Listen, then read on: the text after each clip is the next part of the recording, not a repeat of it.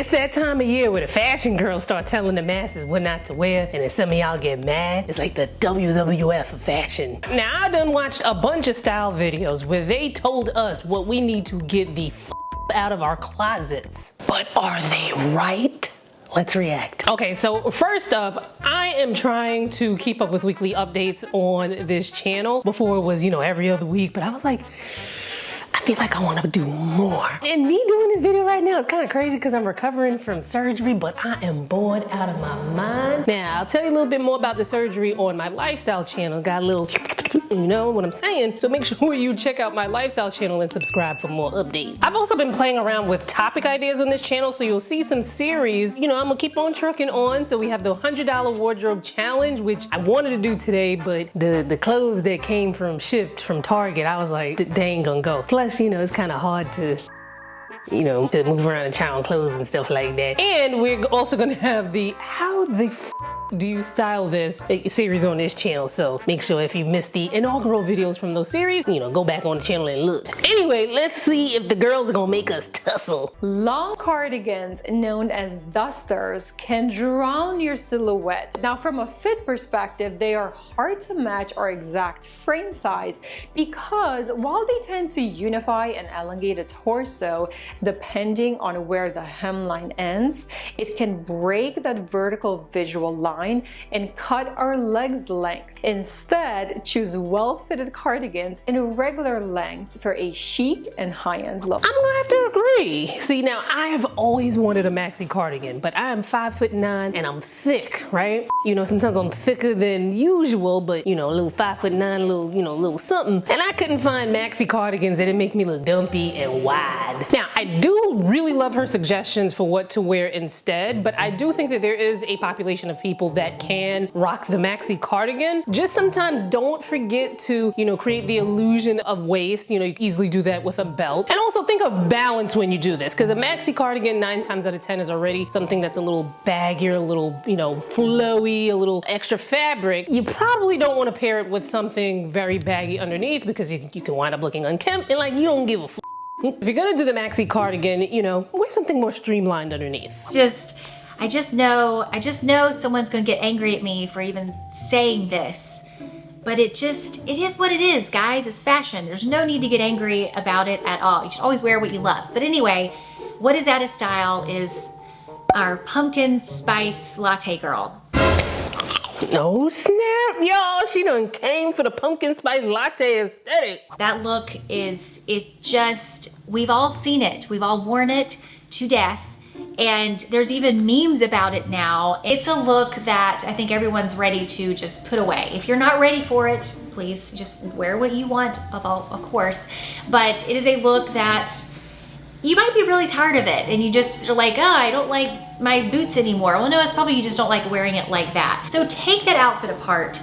Take the skinny jeans and the low shaft boots and the color block sweater and the infinity scarf and the floppy hat or wide rimmed hat and just put it with different items in your closet. Now here's the thing, I don't think a lot of us was doing the pumpkin spice aesthetic, right? But what she's saying can be applied to a lot of different situations. Yes, wear what you want. However, let's be real here. First impressions can be very lasting and sometimes they can put us in categories that we don't want to be in. It's not fair, but it happens a lot. So wearing something that was very popular at a very specific time, once we get further and further away from that time, it can read as dated. Now after 20 years, something becomes vintage, but that's usually when newer audiences who weren't around or who weren't old enough to engage in the trend are now wanting to engage in the trend. And being looked at as dated can make people think like you're rigid, you're not with the times, you're not willing to go with the flow or try new things, Like you're clinging on to the good old days. But I really do love her advice on how to break things up and mix up the pieces with things that are more modern. Ain't nobody saying get rid of everything, but people are saying just give it a 2023, 2024 restyle. Now make sure y'all watch the creators' full videos. I'll link them in the description because they have way more to offer in their videos than these little snippets that I'm reacting to, so check them out. Clothing was popular during the pandemic, pandemic, the trend is shifting towards fitted clothing, so it's time to say goodbye to shapeless items. 2023 is all about the hourglass shape and emphasizing our waistline. Yeah, I agree. One oversized piece in your outfit, okay, but the whole thing oversized, like, it adds visual bulk, it makes you look like you don't care, it makes you look unkempt sometimes, it makes it look like, girl, boy, you okay? Now, for me, myself, personally, I do look better in pieces that are more form-fitting. However, I ain't trying to wear that every day, so you know there's a time and a place. Like right now, I'm in my Wu-Tang, and it's not even like a baggy, it's still kinda, you know, it's not oversized. Old me probably would have got this in like a, you know, double XL or something and be like, you know, but it's like, look at my little Wu-Tang recovery tee. Midi and maxi knitted dresses are in for the season, replacing shorter lengths and bright colors. Love the midi length so much. All worries of the dress lifting and showing too much are gone. The only times I see minis wearable are with opaque tights and boots. Ah, she lost me because y'all gonna get these long legs. There was a time where I wore a lot of midi skirts and dresses, and it was because I was trying to find a way to still feel good and feel comfortable after gaining a bunch of weight. But now, y'all gonna get these legs. Though she did make the caveat that mini skirts look best worn with opaque tights and boots, which is how I would wear them in the fall anyway, because, you know, it get kind of cold in New York City. We don't really get a real fall. Like, it might be like fall temperatures for like a week, and then summer comes back and it goes to winter. Like, it's like, dang. High-waisted pants are no longer fashionable in fall 2023, with low-rise styles making a return. We actually haven't seen any high-rise pants on the runway this season. I still wear mine. This is more of a shaping choice, I think, for most of us. We wear what looks flattering. So I agree with her because obviously the low-rise trend is calling back to the 2000s, and trust me, I was definitely out there showing navel and top crack. But she brings up a very great point about how which rise you pick, whether it's low, medium, or high. It really depends on what you feel is most flattering on you. I did a jeans video right here where you can see how high versus mid versus low rises can affect how your outfit and your overall look comes out. So check it out here. So I'm 42 and I was probably around 20 to 23 when the low rise trend was in its heyday. And I'm very much of the, if you were of the age when the trend first hit, when that sucker come back around, skip it. Train of thought, right? Because at 42, I'm not pressed to relive my 20s. Like, I'm not trying to look like I'm trying to reclaim my youth, because I feel like when you do stuff like that, it makes you look very washed. But if you are my age or older and low-rise jeans look amazing on you, duh, obviously wear them, but you're probably not gonna style them like we did way back in the 2000s, because that's just like what, she's still stuck on them days? Like, why? Now, I know a lot of you guys watching this channel may be a decade or maybe even more younger than me, and if that's the case, you know, y'all have at the low-rise jeans trend. However, make sure that you can justify the cost per wear with whichever pair you get, and that it can go with at least 5 things in your closet, because that's like, you know, the top 2 criteria that we talk about on this channel. Cost per wear, and you gotta go to at least 5 things that you already have in your closet. I feel like these style of clothing right now probably teenagers can pull off, but not us. I'm talking about ripped jeans. Jeans that have holes in them, they have rips in them, multiple rips in them. I think we all can do better than that. You don't really need to buy the most expensive denim, A Goldie denim. You can just buy Levi's jeans, which cost you probably $100. They don't have to be ripped.